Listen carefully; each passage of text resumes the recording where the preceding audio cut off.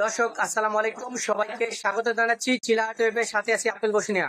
দর্শক, আজ আমরা এসেছি নীলফামারী জেলার ডোমার উপজেলার আমবাড়ি হাটে।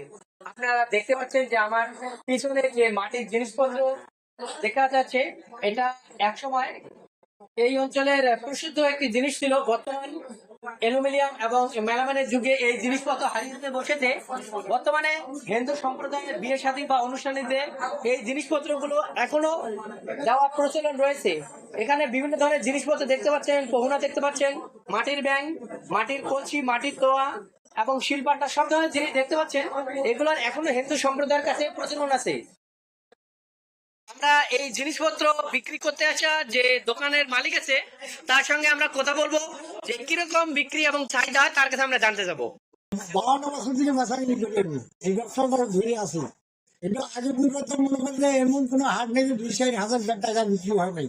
এখন বর্তমান 500-700 টাকা বেচা কিনি করে বাসা বাঁধে খরচ দেওয়া খুব কঠিন। এটা এখনো হিন্দু লোক ব্যবসা থাকতো না। কিন্তু এই হিন্দুর কারণে হালকা পাতলা মাল আছি। কিন্তু হরেক মাল মেলা মানে হরেক কিছু নামাতে মাটির জিনিস আর বিক্রি হবে না, এতে সংসার চলে না।